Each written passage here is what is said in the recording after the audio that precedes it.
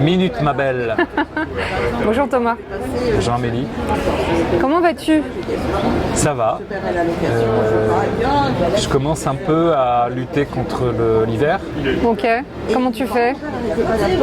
Je bois de l'aubépine et je relativise. L'aubépine, c'est un stabilisateur émotionnel.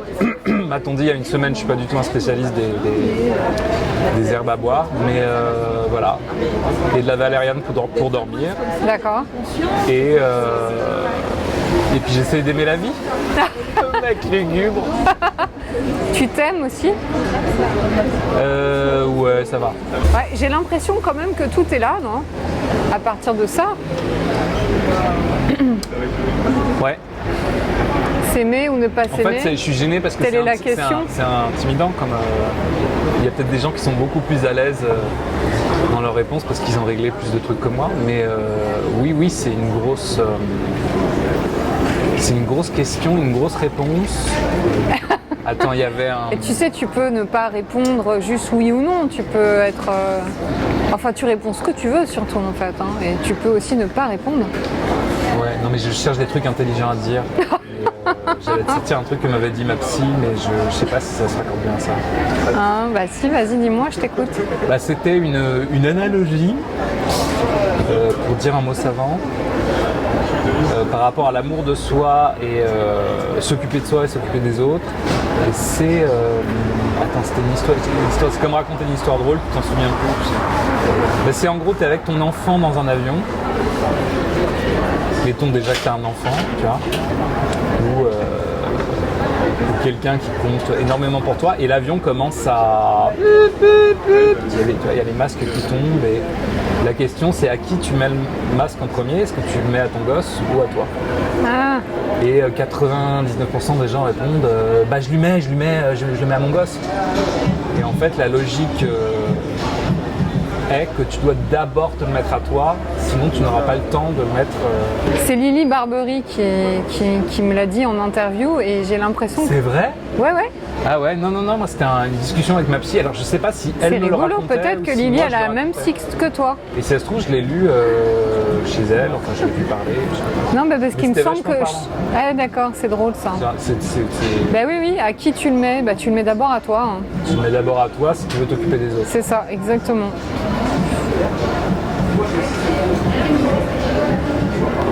Il faut que tu rebondisses là. Je suis vraiment pas le roi du rebond. Non, j'aimais Tu bien. montes, t'es après ton truc ou pas? J'aimais bien le silence. Ouais, Ouais, c'est un peu film d'auteur. ouais, je sais pas. Bon, Psychanalyse, tu peux parler de la psychanalyse? tu veux que je te parle de la psychanalyse? Tu veux faire l'interview peut-être? Bah oui. Ah bah vas-y, je t'écoute. Ah, moi l'interview? Tu veux que je te pose quoi comme question? Tout ce que tu veux.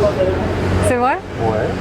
Bon Thomas, déjà, on s'est rencontrés parce que tu as créé les perruques de Thomas. C'est vrai. Voilà. Et qui est un format vidéo qui est diffusé sur ton compte Instagram. Et moi, je suis tombée amoureuse d'Hélène. Hélène? Oui. Ouais, bah oui. Beaucoup. Qui m'a sauvée un peu quand même quelques jours pendant le confinement. Je me souviens avoir regardé en boucle. Mais vous avez tous la tête pleine d'argile. Bah, cette fameuse phrase qui est une phrase issue de la vie, enfin que j'ai vraiment entendue. S'accroche, il est parti dans un délire, il dit tout le temps qu'il veut se sentir vivant, qu'on m'explique. Marido, si les gens mangeaient du poisson frit au Pila, on le saurait. Et moi, qu'est-ce que je vais faire ici toute l'année? Je vais vendre des studios, j'ai payé les vacances. Et les gamins? Alors quoi, les gamins? On les fait passer de Louis le Grand au bahut du coin? Et puis après, on les inscrit au paddle, c'est quoi la suite? Merde, mais vous avez tous la tête pleine d'argile, merde! Qu'est-ce qu'il a dit cette phrase? Bah, je viens de Fontainebleau, donc quand j'étais ado je faisais du babysitting là-bas et je faisais donc du babysitting dans une famille un peu de gens un peu comme ça. Et des fois ils revenaient, tu sais c'est le moment où les parents reviennent et tu restes encore un peu parce qu'ils sont en train de faire des trucs. Ouais. Donc voilà, parce que babysitting normalement les parents sont pas là mais c'était des petits moments où les parents étaient là. Et ils s'engueulaient beaucoup, sauf qu'ils s'engueulaient sans aucune grossièreté. Donc le père et la mère, et donc ils inventaient des espèces de formules folles pour s'envoyer des pics à la gueule. Et une fois, cette dame avait sorti à son mari, mais genre yeah, c'est pas possible, tu as la tête pleine d'argile pour le traiter de con, quoi. Et c'est resté. Elle est inspirée donc de cette femme, Hélène, où tu allais faire du babysitting. En partie, ouais, en partie. D'accord. De qui elle serait inspirée, Hélène? Dans mon premier spectacle, je faisais déjà, mais c'est pas une réponse ça, je faisais déjà une femme un peu comme ça, qui disait tout ce qu'elle faisait. C'est une femme comme ça, c'est des gens qui disent absolument tout ce qu'ils font, donc, parce qu'il y a un malaise dans leur vie, et du coup elle était là, bon allez hop, je prends ma bouteille, tac, je la mets dans le verre, allez je prends mon verre, zouf, hop, je vais boire un peu moi. Je repose mon verre, voilà. Et j'ai croisé une femme qui était toute la journée comme ça, et ça c'est une grosse partie de l'ADN d'Hélène aussi. Elle était comment exactement? Cette dame-là? Ouais. Elle avait une grosse cinquantaine d'années, plutôt une belle femme. J'étais en vacances avec elle. On était plusieurs dans une maison dans le sud. Voilà, il y avait cette femme. Je dirais cette dame, mais je me dis, pas très longtemps, j'ai 50 ans. Et elle était, tu sentais qu'elle était en fragilité, en fait, qu'il y avait un truc qui s'était... elle avait à la fois une espèce d'assurance, comme ça, elle était tout le temps un peu comme ça, waouh, le zoo. Ouais. Mais tu sentais un truc qui était très très très fragile. Et du coup, elle disait tout ce qu'elle faisait pour être là, quoi. Ouais. Et on l'entendait de loin, c'est ça qui était génial. D'accord. On entendait quelqu'un dire « Je prends mes tomates, je les coupe. Première tomate, zou !» Ouais. Elle faisait toutes les tomates à la suite, on entendait ça de loin. Et c'est à la fois très drôle et très triste et émouvant. Ouais, elle est émouvante, Hélène. Mais d'ailleurs, c'est ce qui est intéressant, je trouve, dans la série de personnages que tu crées. On en a déjà parlé, c'est l'écriture. Souvent dans la comédie, il y a des effets de style, c'est drôle, mais il n'y a pas parfois ça manque les détails. Ce sont ces détails qui font la différence, je trouve. Et dans ton écriture, il y a énormément de détails. Des petits faits vrais. Oui, des petites choses de la vie, des détails qui font que... Ouais, mais c'est ça qui fait que, je pense, on s'attache au personnage parce que on se retrouve dedans, dans nos vies, quoi. Ça me fait tellement plaisir qu'ils me disent ça, parce que c'est... moi, je veux faire rire, et quand tu veux faire rire, t'as une certaine pression sur les épaules qui est d'être efficace. C'est-à-dire, il faut que ça rie, donc tu as tendance à être efficace, c'est-à-dire faire de la tac, tac, tac. Et je suis content que ça ait trouvé un écho, cette forme-là. Enfin, par exemple, mes vidéos, j'ai essayé de faire des vidéos d'1 minute, et je suis assez bavard, il faut moins 2, 3, 4 minutes pour faire une pastille, parce que oui, j'aime bien qu'il y ait ces petites choses-là qui font que ça a l'air vivant, quoi. Ouais. Mais il y a toujours en fait cette dose d'humour et de tragédie en même temps, parce que c'est des personnages qui sont toujours au bord de la mélancolie, du mal de vivre. Oui. Bah oui. Bah oui. Bah oui. Et toi, Thomas? Moi, je suis comme ça. Ouais. Tu te retrouves dans quel personnage le plus, lequel serait le plus inspiré de toi? Je pense que c'est Papy Daniel. Je pense que j'ai un côté... mais c'est pas le côté de moi que je préfère d'ailleurs. J'ai un côté... Oui, donc, tu vois. Ouais. j'ai un petit côté comme ça, je pense. J'essaie de pondérer dans la vie, mais je me dis, bon, bah, si j'arrive jusqu'à 70 ans, bah, je lâcherai les chiens. Papy Daniel. Oui. Ouais. Donc, voilà. D'accord. Et après, non, ils sont enfin, il y en a pas mal de proches de moi. Après, j'aime beaucoup Caro. C'est vraiment un personnage D'accord. que j'aime jouer parce qu'elle a. Caro, c'est un peu une métaphore de la condition humaine. Quoi. C'est quelqu'un qui est chahuté, baladé par la vie. Elle est un petit peu comme ça. Pris dans un torrent de la vie. Elle se prend des coups sur la gueule et elle est déçue, mais elle se raccroche toujours à quelque chose.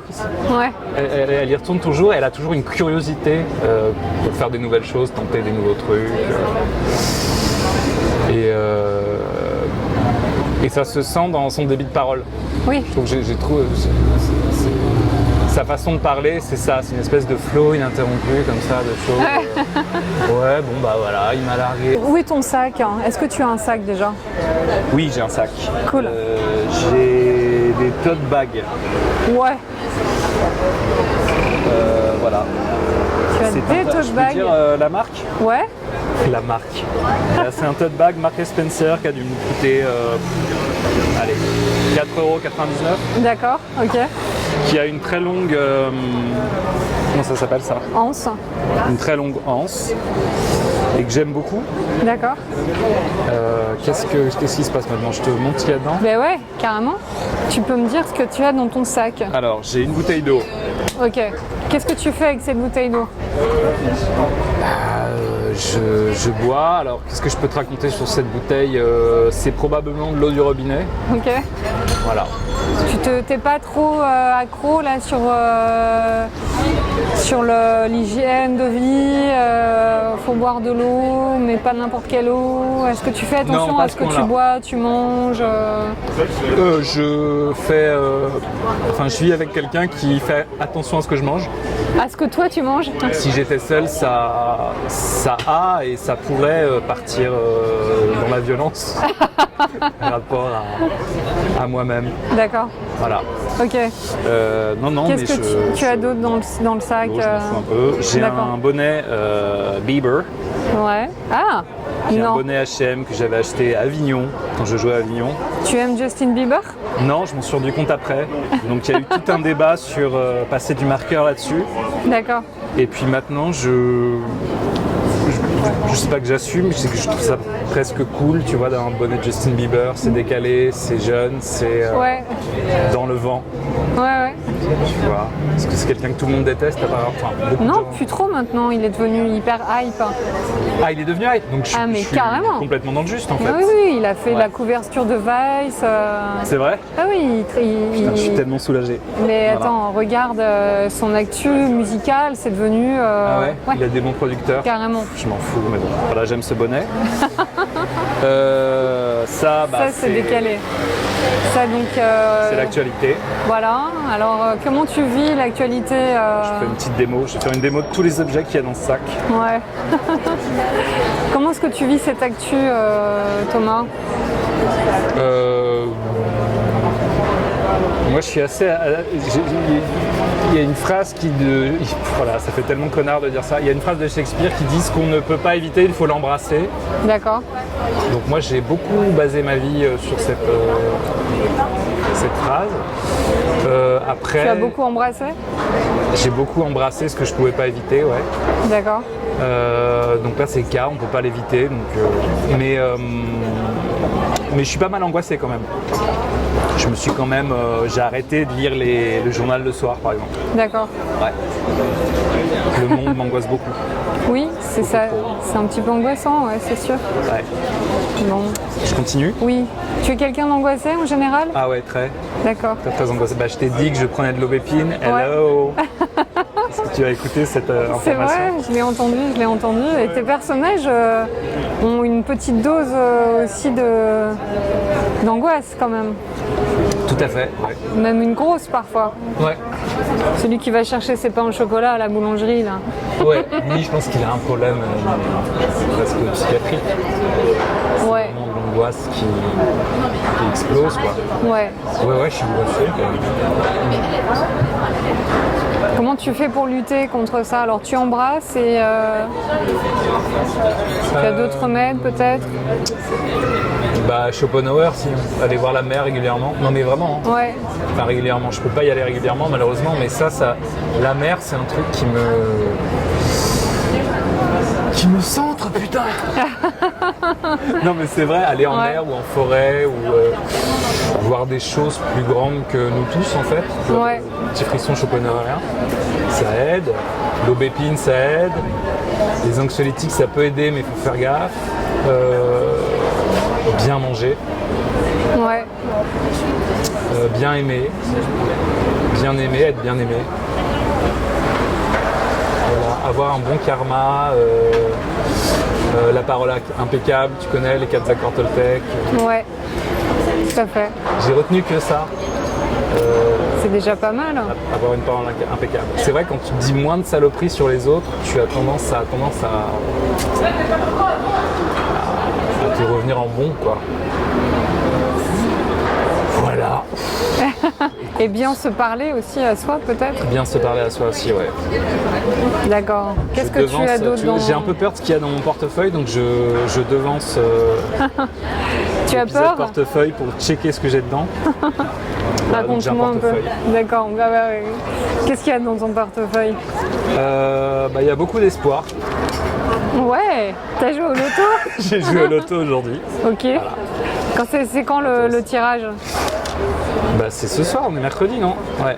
Ok. Et du coup tu joues tout le Et temps? je le sens bien. Non, je joue pas tout le temps. Je joue.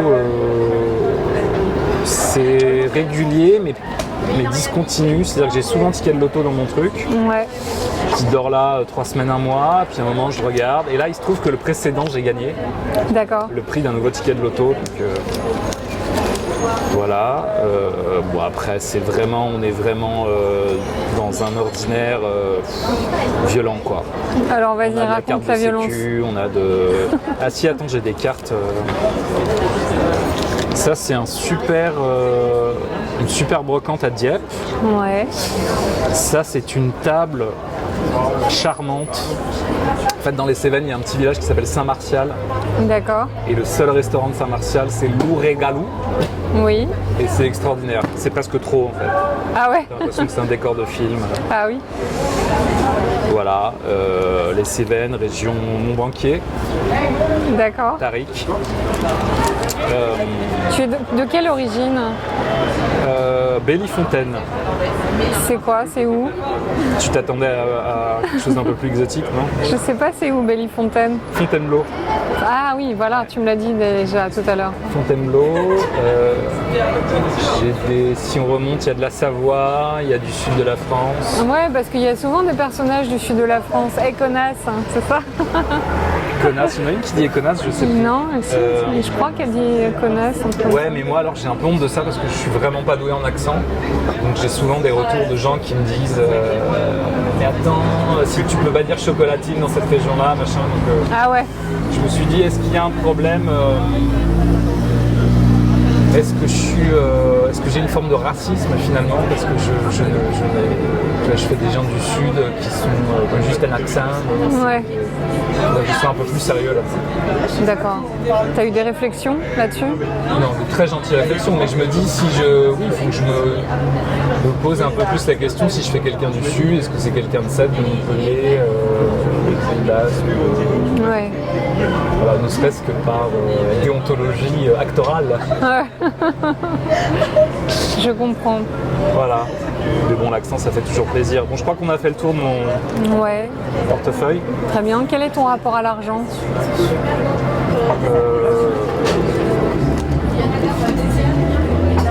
J'ai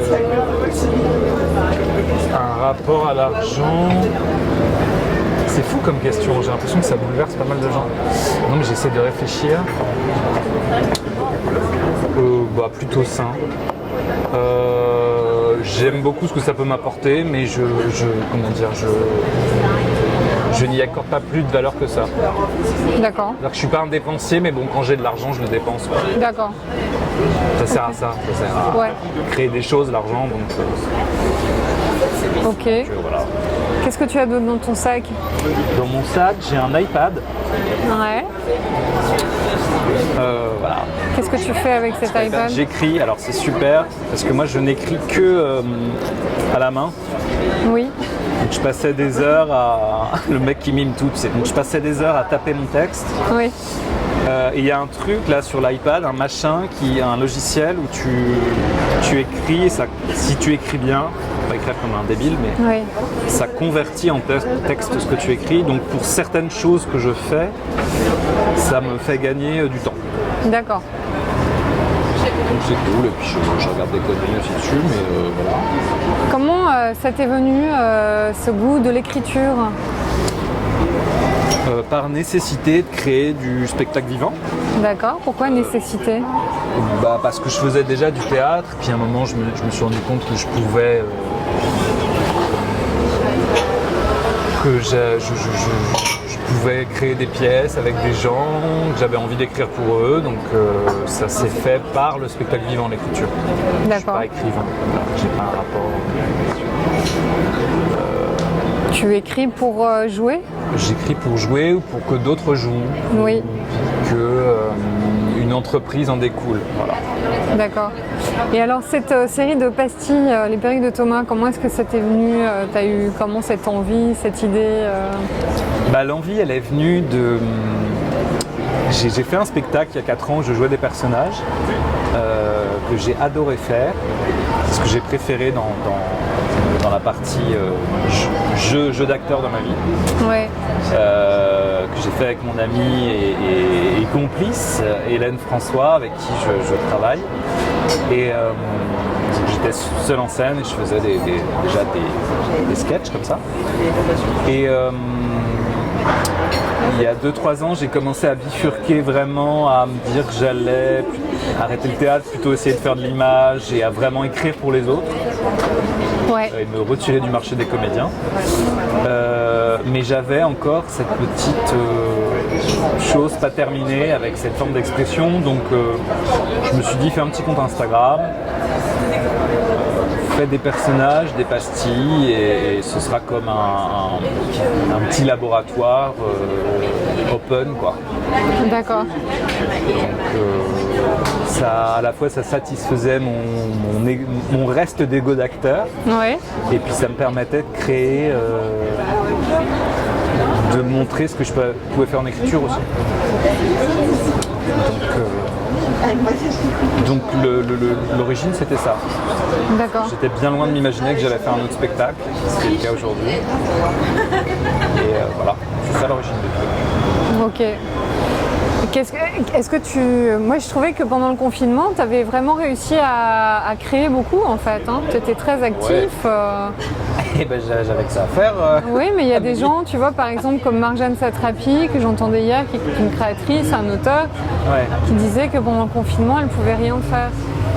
Que ça avait été absolument pas une source de créativité, mais l'inverse, quoi.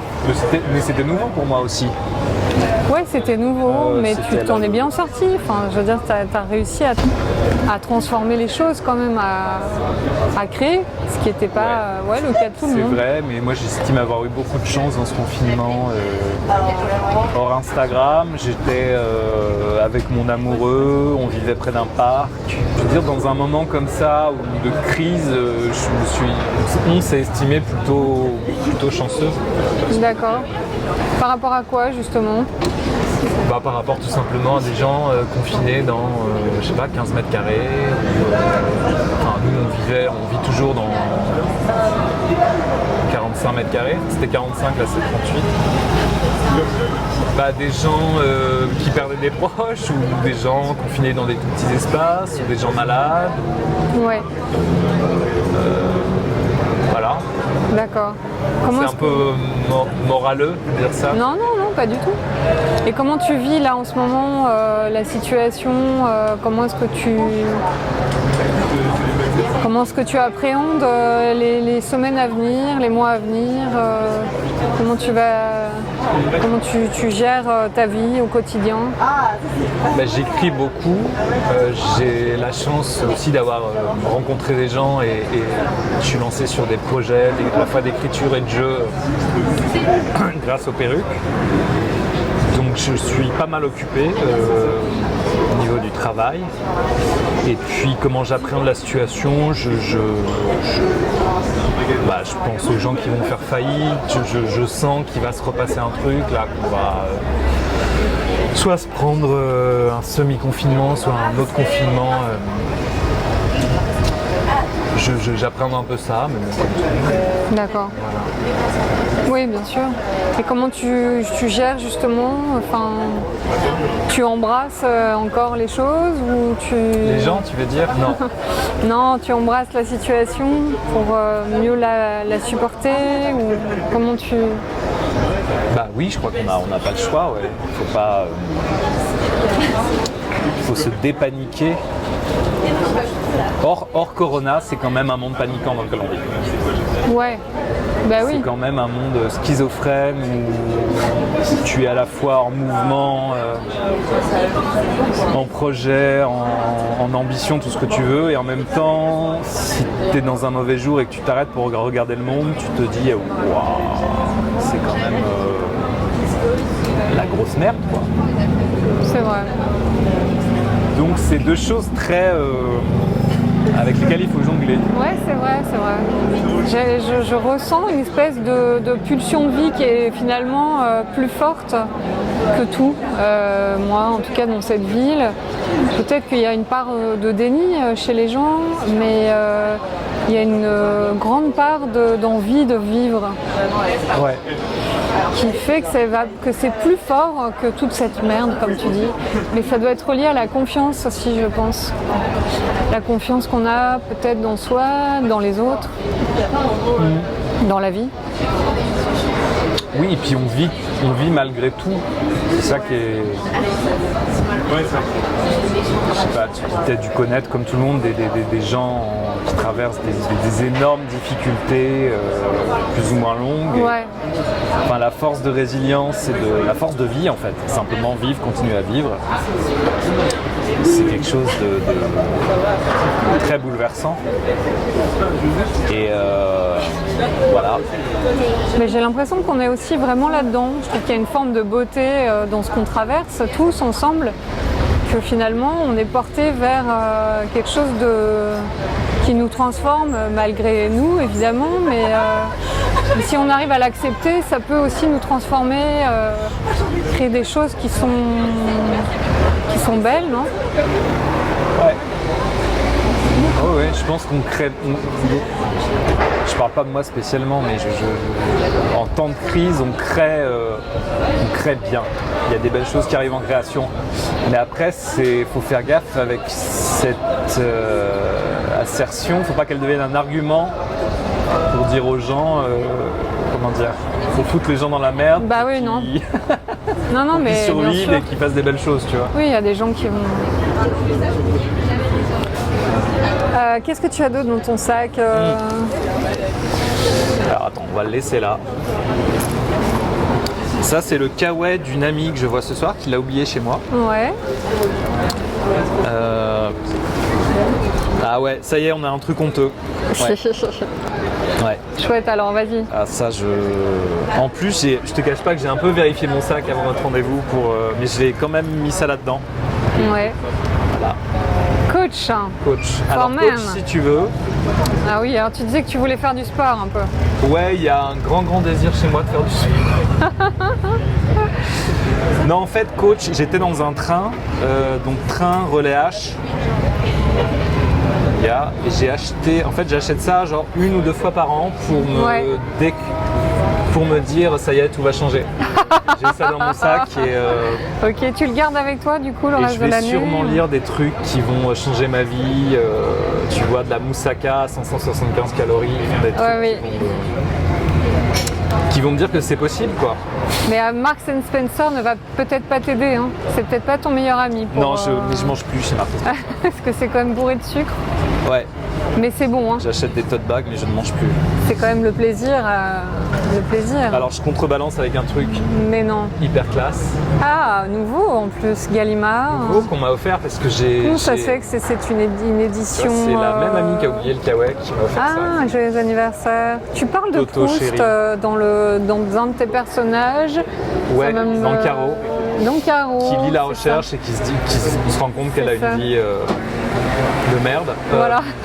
Elle est géniale, Caro. Hein. Qui va faire des orgies, qui projette d'aller faire une orgie pour que ce soit un peu plus rock'n'roll. Mais c'est vrai que Caro, elle est quand même toujours pleine de ressources, de projets, d'envies. Ouais, Elle fait partie de ce qu'on peut-être... elle ne capitule pas. Non, elle va chercher des huîtres, elle va cueillir des pommes, enfin... Ouais, elle essaye des trucs, c'est pour ça que je l'aime beaucoup. Elle essaie des trucs. Non, Et c'est que alors, j'ai dit, Proust, j'ai raconte. dit, en fait, chaque année, j'essaye, Ouais. comme beaucoup de gens. D'ailleurs, c'est vachement intéressant cette histoire d'essayer de lire Proust. J'ai l'impression que j'ai fait un statut Facebook où j'expliquais ça et j'ai eu vraiment 200 commentaires de gens qui essayent de faire la même chose. C'est-à-dire, chaque année, essayer de se faire la recherche, tu vois. Ouais. Écoute, j'ai passé un niveau cette année. Ok. C'est toujours aussi dur, mais j'ai compris le délire. Bah ouais, d'accord. J'ai vraiment été émerveillé par des passages. Ouais. Mais j'ai quand même envie de dire à un moment, Marcel, pourquoi tu me fais ça? C'est-à-dire qu'il te fait un truc sublime sur 3 pages. C'est vrai. Et après, ça part dans la description Ça peut être très long. de patelin, d'étymologie de patelin autour de Combray pendant 6 pages. Et là, tu te dis, mais pourquoi tu fais ça? Ouais. Bah pour revenir au plaisir après, peut-être. Ouais. Donc, mais là, je tiens le bon bout, je pense. Donc je l'ai pris parce qu'en fait, ce que je fais, c'est que je m'en fais 20-30 pages le soir. Forcément, je passe des trucs quand je tombe sur des passages chiants. Ouais. Et là, aujourd'hui, je l'ai pris parce que je me suis dit, je vais revenir sur les passages chiants pour voir si, en fait, D'accord. parce que j'aime pas trop faire la lecture comme ça en fast forward. Ouais. Mais j'ai compris. D'accord. J'ai compris, il m'a eu, au bout de 60 pages, il a commencé à me choper, ouais. Attends, pourquoi je pose ça? Sacré Marcel. Qu'est-ce qu'il y a d'autre dans le sac? Il y a plein de choses encore. J'ai un autre bouquin que je relis. Alors ça, c'est un bouquin que je lis Claude Chabrol. depuis 15 ans, très régulièrement. C'est un bouquin génial si Tu vous peux me voulez le faire montrer de l'autre côté? du cinéma. Comment faire un film? Ouais. Quel est ton rapport au cinéma, Thomas? J'aimerais en faire. Oui. Ouais, je compte réaliser un film un jour. Et ça, c'est... Tu es un cinéphile? Ouais. Eh ouais?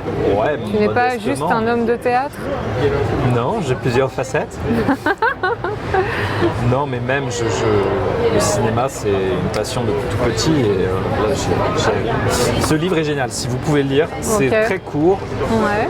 Et c'est vraiment, on a l'impression que c'est Claude Chabrol qui dîne avec vous et qui vous parle de cinéma pendant 1 heure et qui dit des trucs vraiment pas cons d'une façon très simple et très drôle. D'accord. C'est vachement bien. Ok, tu peux me parler d'un extrait peut-être qui t'a... Donc il y a 2 sortes de cinéastes. Grosso modo, on peut dire, je sais pas imiter Claude Chabrol, donc grosso modo, on peut dire qu'il y a 2 sortes de cinéastes, les conteurs et les poètes. Les conteurs sont ceux qui veulent raconter des histoires, qui n'ont pas dans la tête une vision du monde particulière, qui n'ont pas l'impression d'avoir des messages spécifiques à transmettre, mais au contraire, veulent donner une forme particulièrement attrayante à des histoires fabriquées par d'autres. Ceux-là, finalement, sont presque obligés de ne s'intéresser qu'à la forme. Et après, il parle des poètes parce que c'est très long. Est-ce que tu... Les poètes sont ceux qui ont une, je sais pas dire, Weltocean, vision du monde, comme disaient nos voisins d'outre-Rhin, et qui cherchent à l'exprimer. Il arrive que ces poètes aient également des dons de conteurs, ce qui est formidable. Enfin, tu vois, c'est Ouais. limpide, quoi. Est-ce que toi, tu dirais que tu es un poète? Ah non, moi, je suis plus un conteur. T'es un conteur? Je suis un peu des deux. J'espère être un peu des deux. Enfin, c'est ce qu'il dit après. Il dit l'idéal, c'est d'être un peu des deux, quoi. Ouais. Mais d'être surtout un conteur, parce que le poète, non, moi je suis pas je suis ni un génie ni un poète, ni un. même artiste, ça me fait un peu peur, tu vois. Ouais. Ça te fait peur, Mais artiste? bon, je ne peux pas avancer comme ça parce que Ouais. c'est toute la question de... Quand t'écris, de pas paniquer, tu vois. Parce que si tu te dis que tu es un artiste et que tu dois produire donc quelque chose que personne d'autre n'a jamais fait, Ouais. qui est un embrasement qui vient de l'intérieur, en fait tu te mets une pression pas possible en fait. Et justement, je me posais cette question. Comment est-ce que, tu vois, par exemple, sur Hélène, je trouve qu'elle a une belle progression, mais quand tu vois, par moment, tu as des... Bon, la tête pleine d'argile, pour moi, ça a été un espèce de moment très fort dans les perruques de Thomas. Et je me suis dit comment est-ce qu'il va faire pour... Est-ce que dans le processus de création ça va le bloquer parce qu'il y a le truc d'Instagram.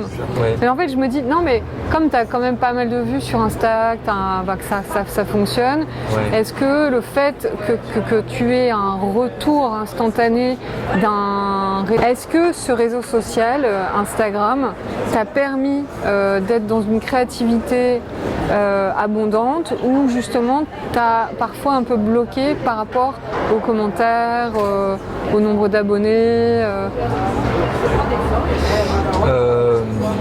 Non, ça m'a vraiment propulsé dans un élan. Hein. Mais oui, parfois je peux me dire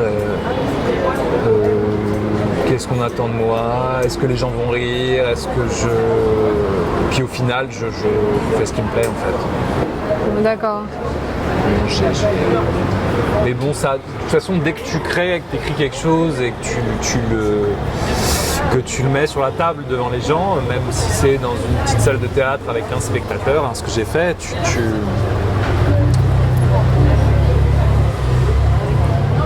risques quoi. Ouais. Voilà. Tu t'appréhendes, tu risques, Ça t'a donné encore plus d'énergie pour continuer à créer tes personnages, Oh oui. Ouais. Ce qui a pu un peu me bloquer, c'est... Oui, qu'est-ce qui t'a bloqué? Il y a beaucoup de gens qui me demandaient le retour de certains personnages. Ah ouais, ok. Du coup, j'ai pu avoir des petits blocages en essayant d'écrire pour eux et j'y arrivais pas. Ouais, bah oui. Dramatique. Ouais, c'est ça. Bon bah Thomas, qu'est-ce qu'on peut te souhaiter pour la suite? La santé. La santé? Ouais. Je te la souhaite aussi. Bah oui, bien sûr. Et s'aimer, parce qu'on a commencé un peu là-dessus. Hein. Ouais. Bah, on va essayer de s'aimer. S'aimer plus fort. Ouais. Se faire des bisous mentaux Oui. devant le miroir. Yes. Et puis se dire que ça va aller. Bah oui, ça va aller, bien sûr que ça va aller. Allez, à bientôt. Bisous. Torrent de Poutou. J'adore cette expression. Torrent de Poutou.